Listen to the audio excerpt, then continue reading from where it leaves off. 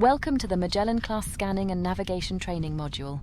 My name is Ava. I'm the UN Space Fleet's AI voice assistant.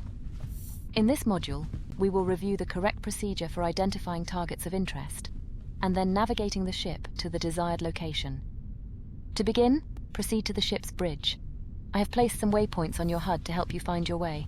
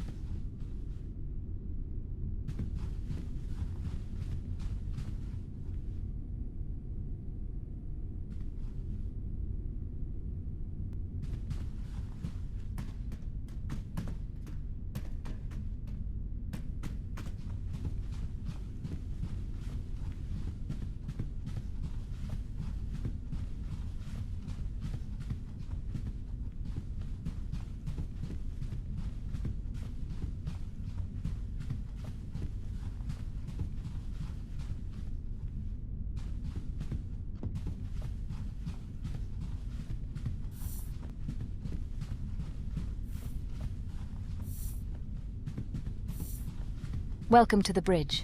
This is the ship's nerve center, where you have command and control over any ship system.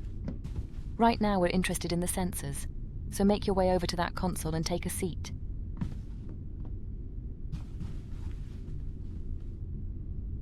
This station is responsible for scanning space around the ship and highlighting any targets of interest for the command staff.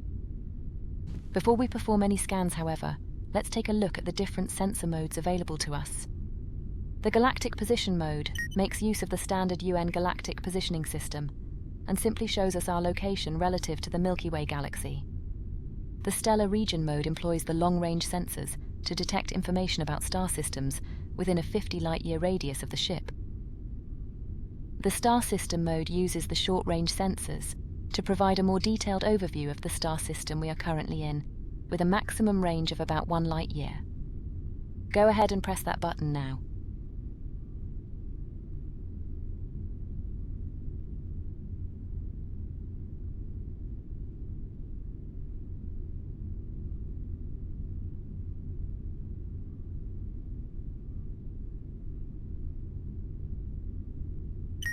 The range controls allow you to fine-tune the display range of the sensors, which makes it easier to focus on particular objects of interest, or to gain a high-level overview of the current star system. The central panel lists all of the valid objects in range, which you can click on to select as a target. Go ahead and click a few different targets now.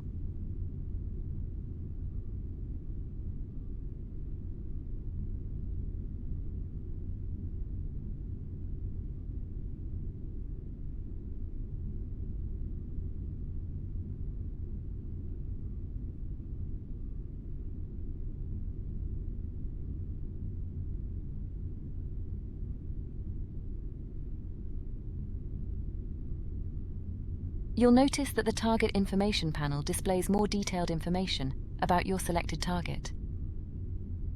Once you are happy with your selection, press the Send to Helm button to make the target coordinates available to the Helm console. Now head over to the Helm console and take a seat. From here, we will navigate the ship to your chosen target. Let's begin by taking a quick look at the various screens available to the Helm. The left-hand display is dedicated to navigation and shows both the ship's current galactic position along with its target destination coordinates. The central display deals with the flight controls themselves, including the FTL system, sublight engines, and reaction control thrusters.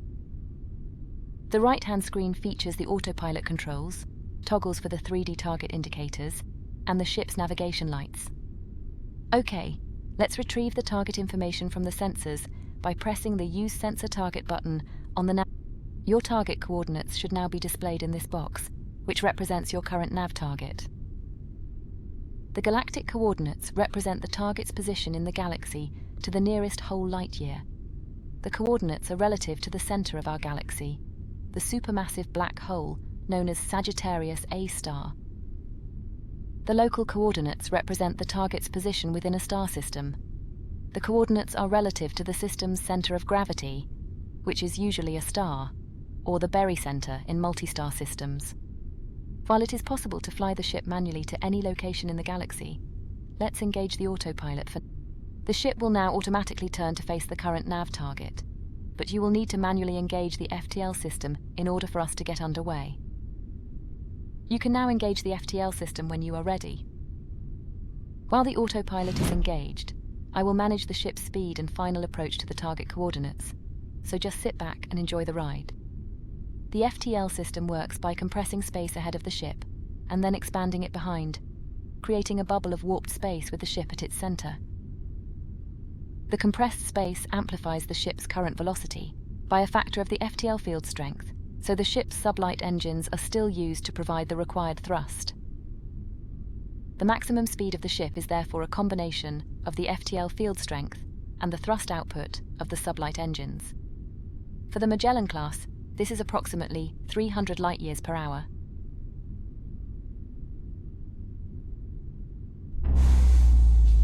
Okay, it looks like we have arrived at the target coordinates. Now that we've seen what the ship can do over a relatively short distance, let's pick a target that's much further away. Head on over to the sensors console again, and this time we're going to use the long-range sensors. Go ahead and press the Stellar Region button. As before, you can use the display range buttons to increase or reduce the number of displayed objects, depending on your needs. If you click between a few of the objects in range, you'll notice that none of them have any detailed information yet. This is because a sensor scan is required. Let's take a closer look at our nearest. You'll notice that the target information panel now gives us a high-level overview of the targeted system, including important data points, such as the extent of the habitable zone. This information can be used to determine if a star system is worth closer inspection. For example, if a planet exists in the habitable zone, you'll need to use the short-range sensors from within the system itself to determine if that planet can truly support life. Select one of the planets in the system that you'd like to take a closer look at, and then now return to the Helm console and take a seat once again.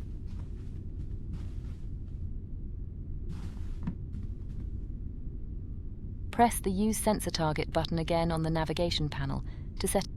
Now engage the autopilot again to orient the ship, and now engage the FTL system so we can get underway.